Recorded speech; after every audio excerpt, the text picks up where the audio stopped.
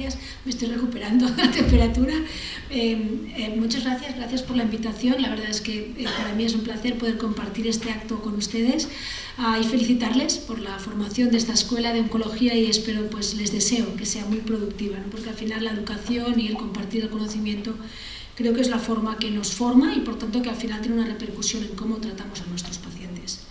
Bueno, pues yo voy a intentar explicar cómo tratamos hoy al tumor de vía biliar desde un punto de vista oncológico y un poco cuáles son lo que parece que vendrá en un futuro, ¿no? Los ensayos más importantes que hay en marcha.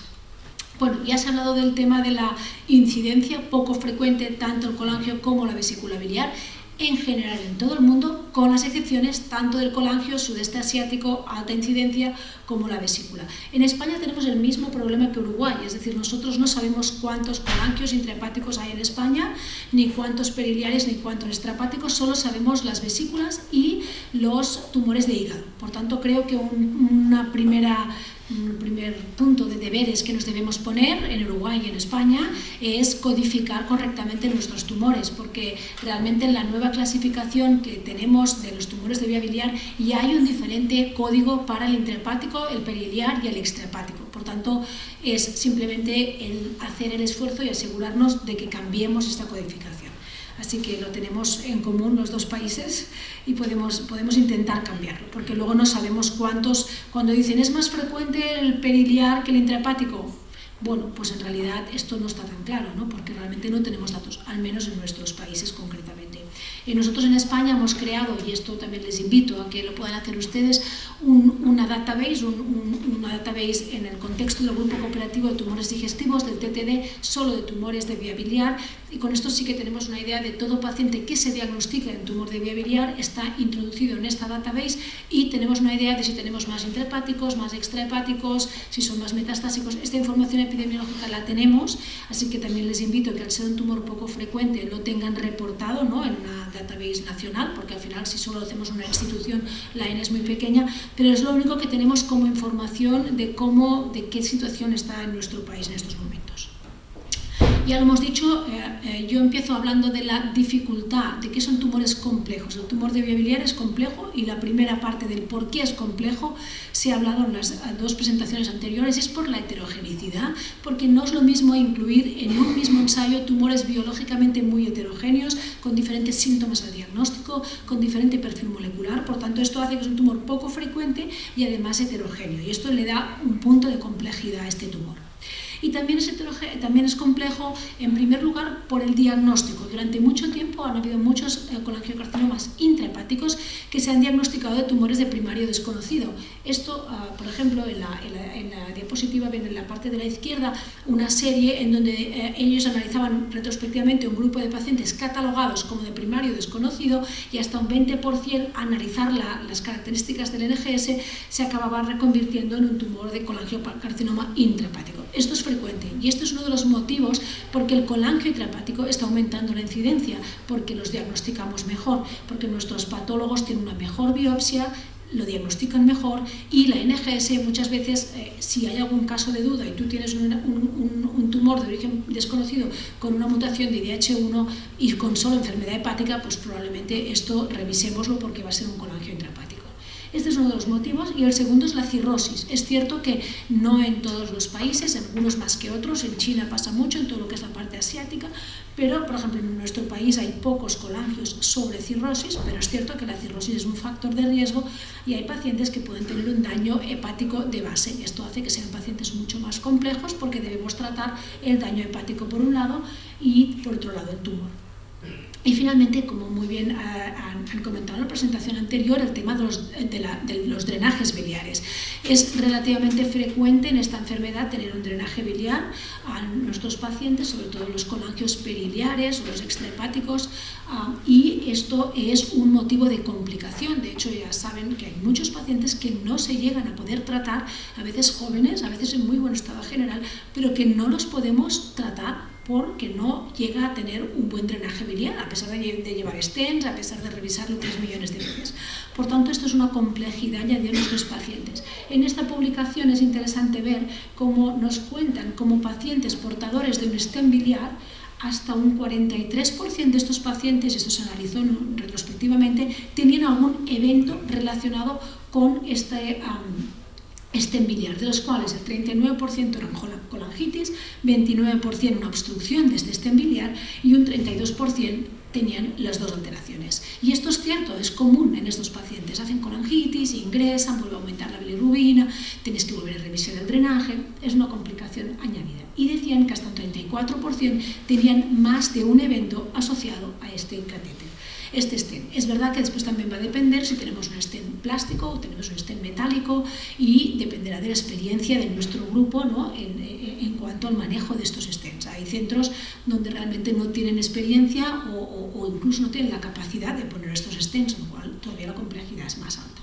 Y cuidado, porque no siempre que tenemos una obstrucción biliar y una complicación biliar, esto va relacionado con la progresión de la enfermedad. Por tanto, podemos tener un enfermo que está en respuesta y simplemente tiene una obstrucción o una colangitis sin una progresión de la enfermedad. Bien, por tanto, todo esto, y me sumo al mensaje de la presentación anterior, la gran importancia de comentar siempre estos casos en un comité multidisciplinar. Los oncólogos solos, los cirujanos solos o los digestólogos solos no podemos llevar a estos pacientes. Estas son las recomendaciones de esta publicación que daba ENSCA, la Asociación Europea del Colangiocarcinoma, de cómo tenía que ser un comité multidisciplinar de tumores de colangiocarcinoma, ¿no? Básicamente, pues, bueno, decían que tenía que ser semanal y que tenía que ser un comité solo de tumores hepáticos, por la expertise de los que participaban en ella. Y aquí un poco las características de nuestro comité para los tumores de la vía biliar en nuestro hospital. Básicamente es semanal, solo es del hígado también, comentamos todos los tumores hepáticos. Básicamente participan los cirujanos, los oncólogos, los radiólogos, los hepatólogos y los patólogos.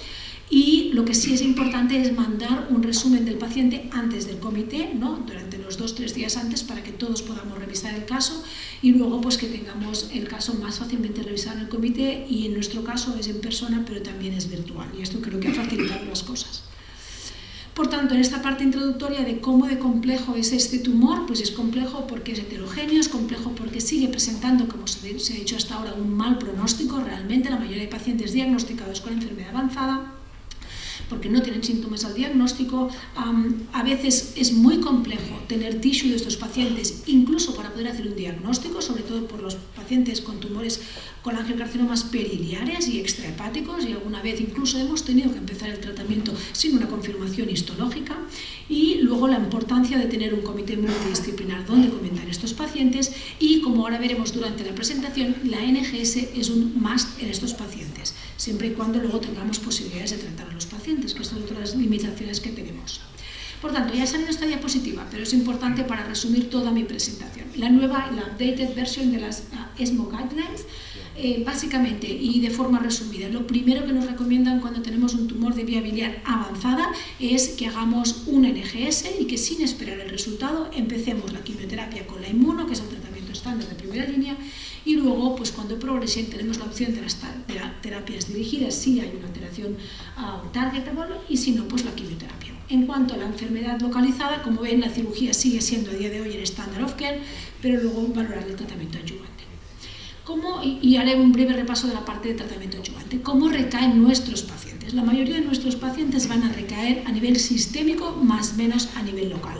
Es menos frecuente que tengamos una recaída solo local, y esto lo veremos más en los colangiocarcinomas, sobre todo los colangios intrahepáticos, igual puede haber más recaída local, pero globalmente la recaída es sistémica. Por tanto, hay que pensar en el tratamiento sistémico como el princeps después de la cirugía, para evitar esta recaída sistémica.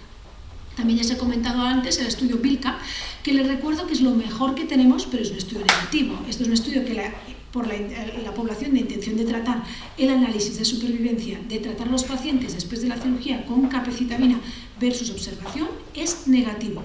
Si bien es cierto que había un preespecificado análisis donde se hacía el análisis según los factores pronósticos de los pacientes, y en este caso, al hacer este análisis adecuado, de sensibilidad adecuado a los factores pronósticos de los pacientes, el estudio es positivo por supervivencia, ¿no? Y como es lo mejor que tenemos, es el estándar de tratamiento. Al menos en Europa está muy estandarizado. Es cierto que en Estados Unidos ellos utilizan más cisplatino gemcitabina, pero a día de hoy no hay ningún estudio positivo, y en Asia utilizan más sus esquemas con S1.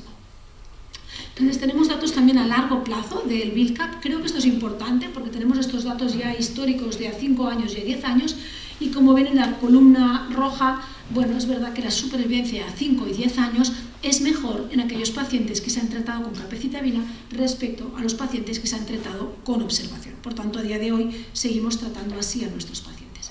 ¿Y qué pasa con la radioterapia? Porque nosotros seguimos viendo, aunque no está como tal recomendado, siempre está recomendado como una potencial opción y en Europa seguimos viendo gente utilizando radioterapia y está basado en este estudio, que es el estudio SWOG 0809, es un estudio fase 2 de brazo único, donde los pacientes se trataban con gemcitabina y capecitabina, que esto no es nuestro estándar porque no tenemos datos que lo justifiquen, por 4 ciclos, y luego se trataban con quimioradioterapia larga, con concomitancia con capecitabina. Y esto lo que se vio es que a los 2 años la overall survival era relativamente buena y era del 65%, lo que bien los nuestros, creo que el 65%, y era muy parecida en los R1 y en los R0.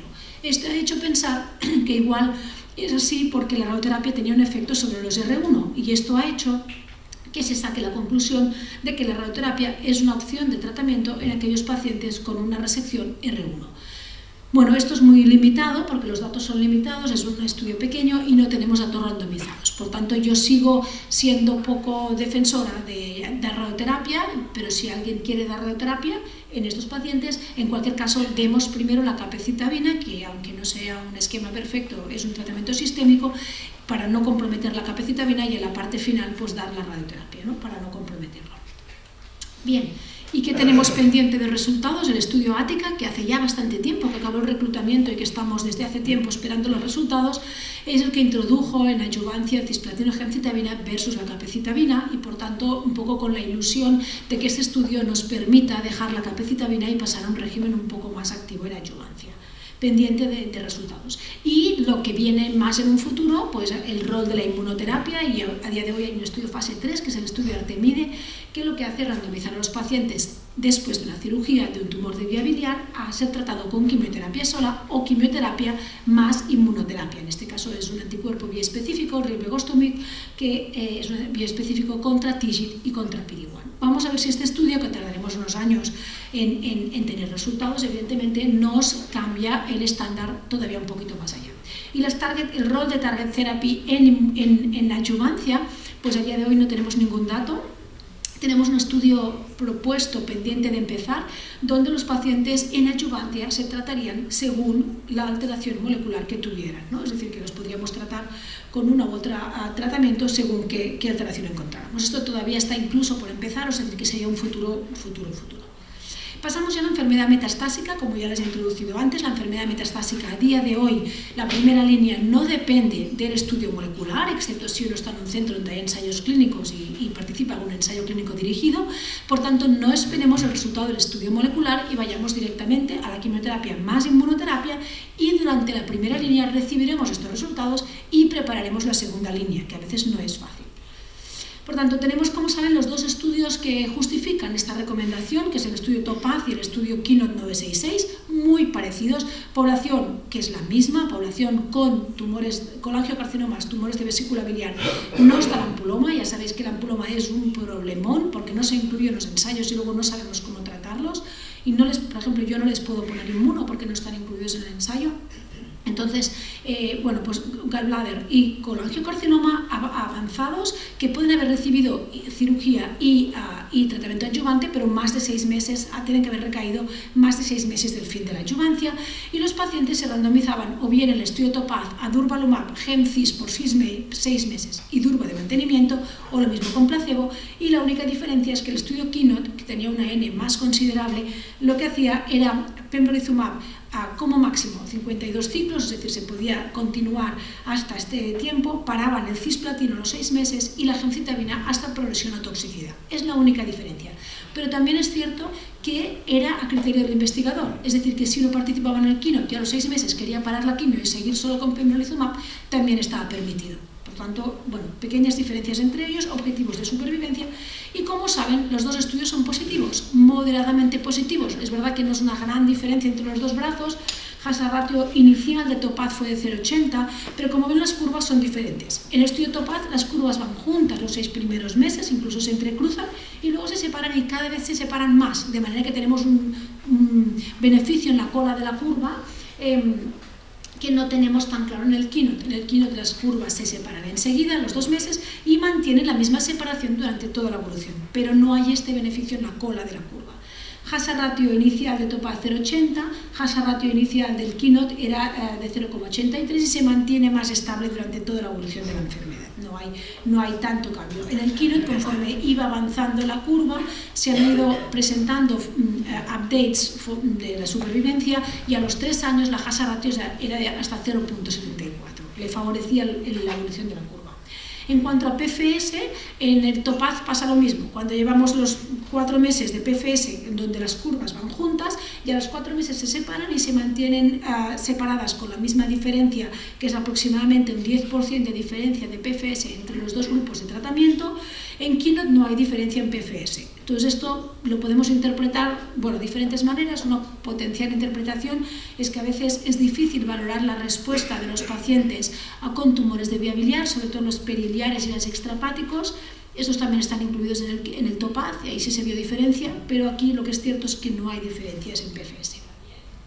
Y en cuanto a la tolerabilidad, la toxicidad grado 3-4 de los dos estudios, esta es la de Topaz, pero son superponibles los dos estudios, es básicamente toxicidad hematológica, por tanto atribuible a cisplatina o gemcitabina y no incrementada, es la toxicidad que nosotros esperaríamos. Cuando miramos la toxicidad grado 3-4 inmunomediada, esta es muy baja, 2,4% en el grupo de durvalumab y por tanto 1,5% en el grupo de placebo. Por tanto, realmente datos superponibles en Keynote, la tolerabilidad es buena y los efectos secundarios básicamente atribuibles a lo que ya esperaríamos. Entonces se han hecho una serie de análisis de subgrupos, sobre todo en el estudio Topaz, menos en el Keynote, que realmente han presentado muy pocos datos de subgrupo, para intentar entender cuáles son los pacientes que más se benefician de la inmuno o que no se benefician de la inmuno. Esto es un tratamiento caro y que al final el beneficio en el global de la población es moderado. Por tanto, la pregunta es a quién le pongo la inmuno y a quién no se la pongo. Uno de los ensayos que pedimos mucho a AstraZeneca era por los diferentes subgrupos moleculares, y que la gran limitación es que la N es muy pequeña en cada grupo. Entonces, esto es una interpretación de los datos muy limitada. Básicamente diríamos que todos los subgrupos moleculares se benefician, el que menos es el que tiene una sobreexpresión de ER2. Estos pacientes tienen una hazard ratio de 1,7 cuando se tratan con durvalumab, por tanto pensaríamos que igual estos pacientes no se benefician del durvalumab, pero esto es un análisis de subgrupos con una N pequeña y el resto me gustaría ver resultados con una N más grande, porque probablemente no todos se beneficien igual de la inmuno. Y el análisis de subgrupos lo que nos dice es que el PD-L1 no nos sirve de nada, por tanto no gastemos tissue con el PD-L1, ya lo gastaremos para otros tumores, pero no aquí, gastémoslo con haciendo un buen NGS, pero el PD-L1 no sirve para pronosticar quién va a responder a la inmuno. A nivel de localización, la vesícula sería el que menos se beneficiaría, aunque la hazard ratio está por debajo de 1 y los colangios se beneficiarían más. Esto cuadra un poco con la sobreexpresión de ER2, al final los tumores que tienen más sobreexpresión de ER2 son las vesículas biliares y finalmente Asia parece que se beneficiaría más que el resto del mundo en tratar estos pacientes con inmuno, aunque todos los pacientes están por debajo de 1, entonces en principio los deberemos tratar todos. ¿Cuál es el futuro? ¿Para dónde vamos en esta enfermedad con inmunoterapia? En primer lugar tenemos el estudio Tourmaline a la izquierda, que es un fase 2, que lo que pretende es demostrar la eficacia y la seguridad de durvalumab con otros esquemas de tratamiento. No todos los pacientes con un tumor de vía biliar van a ser aptos para cisplatina o gemcitabina. Entonces, ¿qué pasa si yo quiero tratar a un paciente con gemcitabina en monoterapia o gemcitabina oxaliplatino? Bien, pues aquí vamos a demostrar cuál es la eficacia y cuál es la seguridad de esta combinación con lo que no es la terapia estándar. Y esto se va a presentar datos ya esta ESMO GI la semana que viene en Barcelona. Y luego tenemos otro estudio que es el Gemini, en donde hay una corte de hepatocarcinoma, pero hay una corte de biliary tract, donde los pacientes se tratan con quimio, cisplatina o gemcitabina, más este biespecífico, anticuerpo biespecífico contra TIGIT y PD-L1, el rilvegostomig. La idea es ver si podemos mejorar los resultados de durvalumab con una inmuno en principio más completa de lo que sería el durvalumab. Este está en marcha, se presentan datos muy preliminares en ASCO, pero el estudio sigue en marcha y de hecho está planeado probablemente un fase 3 que es increíble, pero que va a reclutar una barbaridad de pacientes en primera línea, donde los pacientes se van a randomizar a rilvegostomig más quimio versus durva más quimio. Es decir, la misma compañía va a tener ahí los dos, porque los dos comprados son de la misma compañía. Pero esto está para empezar. Bueno, ya se ha hablado de qué pasa cuando progresamos a la primera línea, y allí sí necesitamos la información del NGS. Por tanto, demos tiempo a la primera línea, de que podamos repetir la biopsia si hace falta, de que tengamos los resultados, pero cuando el paciente progresa a la primera línea necesitamos estos resultados. Y ya se ha dicho anteriormente que molecularmente no es lo mismo un colangio intrahepático, una vesícula y un colangio extrahepático, y es importante saber qué debemos buscar en nuestros pacientes para utilizar una técnica o utilizar otra. Por ejemplo, colangio intrahepático, ya lo hemos dicho, lo más frecuente es la mutación de IDH1 y la fusión de FGFR2. Podemos tener mutaciones de BRAF, podemos tener otras fusiones. Por tanto, ¿qué voy a necesitar aquí? Voy a necesitar un panel amplio donde no solo me cubra el IDH1, donde no solo me cubra la fusión de FGFR2, sino que me cubra todo lo que potencialmente puedo tratar en mi paciente y con la sensibilidad adecuada. Esto lo más complejo va a ser las fusiones de FGFR2, porque tienen muchos partners y hace que muchas técnicas no sean sensibles para ir a encontrar estas fusiones, y por tanto se nos pasan muchos pacientes. Por tanto, a veces es bueno irnos a nuestro equipo de genómica o a nuestro patólogo y sentarnos con él para preguntar qué posibilidades tenemos nosotros, qué sensibilidad tenemos para detectar esto, más que nada para saber lo que podemos y lo que no podemos detectar. Eso será el colangio intrahepático, y ahí es donde tenemos más posibilidades de encontrar targetable alterations. Por tanto, estos pacientes deben ir con un NGS completo y que cubra DNA y RNA para encontrar las fusiones y las mutaciones. Cuando tenemos la vesícula, si no puedo hacer un NGS muy completo, bueno, idealmente hay que hacerla para encontrar lo que podamos encontrar, pero aquí lo que más podremos targetear van a ser las sobreexpresión de ER2. Por tanto, si me es muy difícil y tengo que luchar mucho para cada NGS, luchemos por un NGS en el colangio intrahepático, no tanto en la vesícula, donde lo que tengo que hacer es una inmunohistoquímica de ER2, y si el paciente tiene una inmunohistoquímica positiva, tengo opciones de tratamiento. El resto de alteraciones, bueno, hay un CARRAS, que a día de hoy vienen estudios para el CARRAS, pero es verdad que son cosas que en el día de hoy todavía fuera de ensayos clínicos no puede tratar. Y en el extrahepático pasa un poco lo mismo, hasta un 15% tendrán sobreexpresión de ER2, hagamos siempre una inmunohistoquímica de ER2. Lo otro que tenemos es menos tratable fuera de un ensayo clínico. Por tanto, sepamos qué podemos encontrar y vamos a ver dónde gastamos los esfuerzos. Entonces, ¿por qué es importante tratar con la terapia dirigida a estos pacientes? Nuestro grupo hizo un análisis retrospectivo de cerca de 400 pacientes con un tumor de vías biliares, básicamente colangios, y lo que vimos es el paciente que tenía una terapia, targetable alteration, y que tratábamos con terapia dirigida, vivía más, es la línea de arriba de todo, que el paciente que no tenía terapia dirigida o que la tenía pero que no recibía terapia dirigida. Y además, de forma interesante, había una diferencia estadísticamente significativa entre la PFS del paciente que tratábamos una SCAT 1 o 2 del que tenía una SCAT 3 o 4. SCAT 1 o 2 son alteraciones moleculares que ya hemos demostrado que realmente hay una actividad, ¿no? Y básicamente SCAT 1 son la IDH1 mutado, la fusión de FGFR2, el MSI, la sobreexpresión de ER2, el CARRAS G12C, es decir, alteraciones que sabemos, tenemos datos que si los tratamos hay un impacto en estos pacientes. Por tanto, impactamos en la supervivencia de nuestros pacientes. El primero, porque es el más común y en el que hay más evidencias, IDH1 como mutación. Este es la única alteración en tumor de vía biliar que tiene un fase 3 randomizado con resultados positivos, y por tanto el único que tiene una evidencia 1A. Y el Clarity era un estudio fase 3 donde los pacientes con mutación de IDH1 en segunda y tercera línea de tratamiento se randomizaron a ivosidenib o placebo, y había crossover a petición de las asociaciones de pacientes, sobre todo con la Cholangiocarcinoma Foundation en Estados Unidos, que negoció con la FDA y que consiguieron que los pacientes a observación recibieran a la progresión, pudieran hacer el crossover. Por este motivo, el objetivo es PFS, evidentemente, revisar centralmente, y estas son las curvas. Y fíjense, cuando ven la curva de PFS, hay un grupo de pacientes, los primeros 2 meses de la curva, que no se benefician, y luego hay un grupo de pacientes, las curvas claramente se separan, que claramente se benefician, con una hazard ratio de 0.37, es decir, que no es significativa.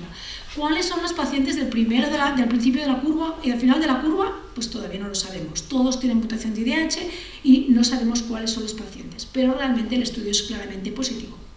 no hay impacto estadísticamente significativo en supervivencia, porque el 70% de los pacientes hicieron el crossover desde placebo al grupo de ivosidenib.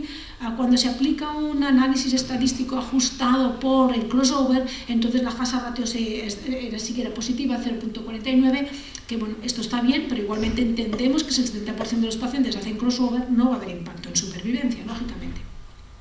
Y es muy interesante, ligado con lo que les digo del principio y el final de la curva, que el 16% de los pacientes de este ensayo estaban tratados con ivosidenib por más de un año. Esto en una situación de segunda y tercera línea de tumores de vía biliar. La tolerabilidad de este fármaco es excelente, con lo cual esto era una bendición. Estos pacientes tenían mayor tasa de respuesta que los que no se eran tratados durante un año, y fíjense que tenían una supervivencia al año hasta el 69% y a los 2 años, supervivencia libre de progresión, y a los 2 años hasta 1 de cada 4 pacientes no habían progresado. Nuevamente, lo que no tenemos identificado es quiénes son este grupo de pacientes. ¿Dónde vamos ahora con esta mutación de IDH? Lo que tenemos es un estudio fase 1B en marcha, donde queremos ir a la primera línea, y lo que se hace en este ensayo es que los pacientes en primera línea con un colangiocarcinoma IDH1 mutado se tratan con la combinación de ivosidenib, durvalumab, cisplatino y gemcitabina. La idea es tratar con 6 meses con este esquema, luego parar la quimio y luego continuar de mantenimiento ivosidenib y durvalumab. Vamos a ver, porque el estudio está en marcha en la fase de expansión. Vamos a ver.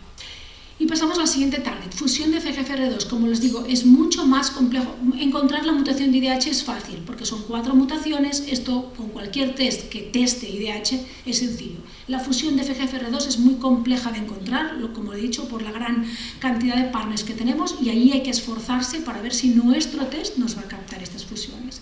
Hay muchos fármacos inhibidores de FGFR que se han desarrollado, fases 2 de brazo único, demostrando actividades muy prometedoras en pacientes con fusiones de FGFR2 y colangiocarcinoma. Solo 2 fármacos aprobados, que es pemigatinib, que es un inhibidor reversible, y futibatinib, que es un inhibidor irreversible. Son los 2 únicos que están aprobados. Les he puesto solo los datos del PEMI porque es el primero que desarrollaron, que tenía 3 brazos de tratamiento. Uno de ellos que era con pacientes con fusiones de FGFR2 en pacientes refractarios, y lo que se trataban con pemigatinib, y lo que vemos es que tenían una tasa de respuestas del 35%, con una PFS de 6,9 meses y una supervivencia de 21 meses. Esto es incluso superior que lo reportado con cisplatino o gemcitabina en primera línea.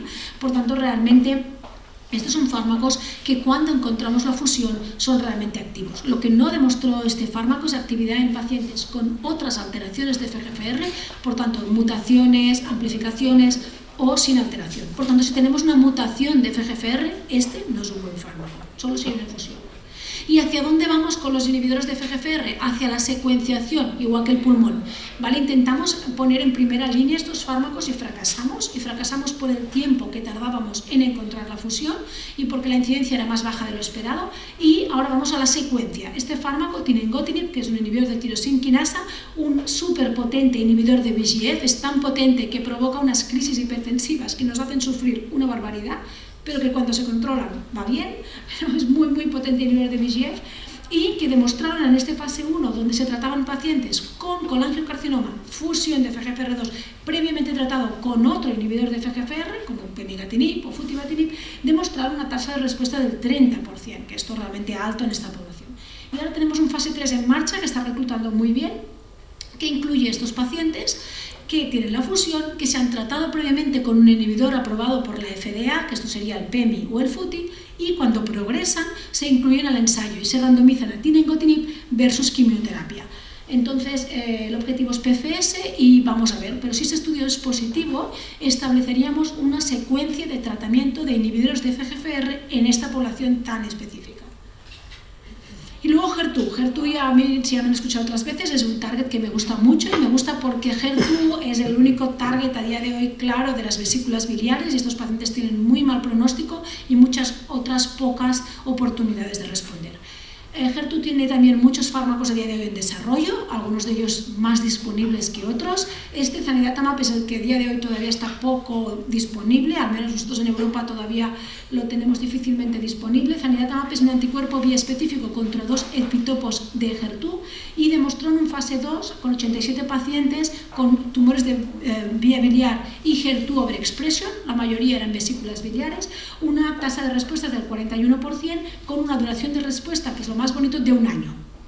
Yo tuve un paciente con una vesícula que todo lo había ido mal, que se trató en este estudio y que estuvo 2 años en respuesta completa radiológica. Es decir, el fármaco realmente, los pacientes responden, sean vesículas o sea el tumor que sea, y responden durante mucho tiempo.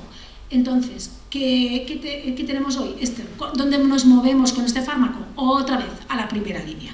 Entonces tenemos un estudio fase 3 abierto a nivel internacional en estos momentos, que lo que hace es los pacientes con un tumor de vía biliar HER2 positivo, positivo significa 2+, ISH positivo o 3+, y estos pacientes se randomizan al tratamiento estándar, cis-gem más durva o pembro, lo que uno quiera, o bien a ese tratamiento más zanidatamab. Entonces vamos a ver el resultado, el objetivo es la PFS y vamos a ver cómo sitúa este fármaco. Y luego tenemos el trastuzumab, que también es difícilmente accesible, al menos estos en España, para tumor de vía biliar. Pero en este estudio Destiny Pan Tumor demostraron que en lila tienen a los tumores de vía biliar con HER2 y HER3, o sea, HER2 sobreexpresado, los que tenían 3 cruces tenían una tasa de respuestas del 54%. Por tanto, cuando tienes un 3 cruces, realmente este fármaco es eficaz con una PFS de 7,4 meses. Es claramente eficaz. Más tóxico que el anterior, pero claramente eficaz. ¿Hacia dónde vamos? Otra vez a la primera línea, otro estudio fase 3, lo digo porque es la misma población que el estudio anterior, así que tenemos 2 estudios fase 3 a la vez, con la misma población, que es una población difícil de encontrar. Vamos a ver cómo lo vamos a hacer para poder rellenar los 2 estudios. Pero ese estudio incluye lo mismo, pacientes con sobreexpresión del 2, que en primera línea se tratan o con trastuzumab más el rilvegostomig, que es este biespecífico contra TIGIT y PD-1, o bien trastuzumab o bien la quimioterapia estándar con inmunoterapia. Y el objetivo es la supervivencia en la población inmunohistoquímica 3 cruces. Así que vamos a ver cómo hacemos con estos 2 estudios que pueden situar estos fármacos en la primera línea. Y no se olviden del HER2. Aquí tenemos el HER2, cuando no tengamos opción, y esto pasa, al menos en estos momentos en España, no tenemos opción de zanidatamab, que nos encanta, pero una vez se ha acabado el estudio y solo tenemos opción en primera línea, o de trastuzumab, porque todavía no tenemos opción, pues hay este estudio coreano en donde los pacientes se trataban con trastuzumab y FOLFOX y ellos reportaron esta tasa de respuestas de casi el 30%, ¿no? Con una PFS de 5 meses. Lo digo porque, bueno, el trastuz sí que lo tenemos disponible, no es quizá tan fantástico como zanidatamab o el trastuzumab, pero es una opción antes que no tratarlos con ningún antibiótico. Y lo que les quería decir, el BRAF, es decir, el BRAF no es tan frecuente, es menos del 10% de los pacientes, pero la combinación de Dabra y Trame en estos pacientes da una tasa de respuestas, aquí está reportado un 50% en nuestro error. Realmente estos pacientes responden espectacularmente a esta combinación. El BRAF es muy frecuente en pacientes jóvenes, mujeres jóvenes. Yo he tenido 3 chiquitas jóvenes que coincidieron en el tiempo, que traté con esta combinación y 2 de ellas se pasaron 3 años en respuesta parcial. Quiero decir que esta combinación, que se tolera muy bien, es realmente activa. Así que el BRAF es algo a tener en cuenta. Y finalmente, como una potencial target que está viniendo, pero que vienen muchos tumores y en el de vía biliar también, es los inhibidores de PRMT5. Estos fármacos han demostrado eficacia en pacientes tumores que tienen MTAP-loss. Es relativamente frecuente, un poquito menos de un 20% de los pacientes con colangiocarcinoma tienen MTAP-loss, pero se van encontrando. Y este es el fase 1 con un fármaco AMG 193 que se presentó el año pasado en ESMO y que presentaba un poco los datos, y es un inhibidor de PRMT5 que tiene actividad y que se está desarrollando sobre todo, por ejemplo, en páncreas, en primera línea, en pacientes con MTAP-loss, pero también potencialmente el tumor de vía biliar es un tumor en donde se va a desarrollar. Potencialmente, estamos un poco detrás.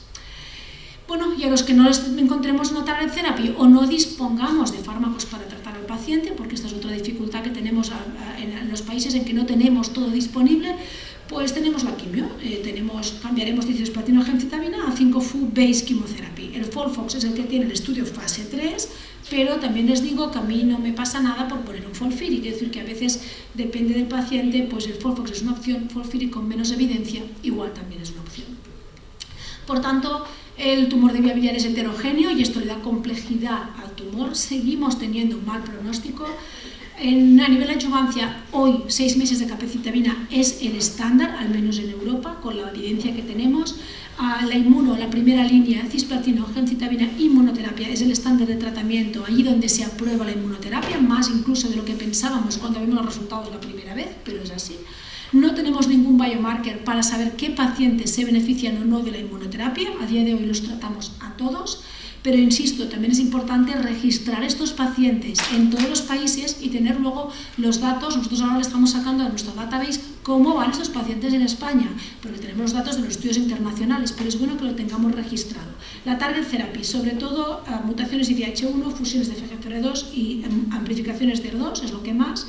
Y por tanto el NGS con estos datos yo creo que es un must siempre y cuando tengamos opciones. Claro, también es verdad que a los pacientes les generamos expectativas cuando les hacemos un NGS, a veces incluso se lo tienen que pagar ellos, ¿no? Y luego es verdad que si encontramos una mutación IDH1 o una fusión de FGFR tenemos que tener una opción de tratamiento, si no es verdad que cómo manejamos y cómo gestionamos esta situación, ¿no? Es algo que podemos discutir. Y con esto pues muchas gracias por su atención.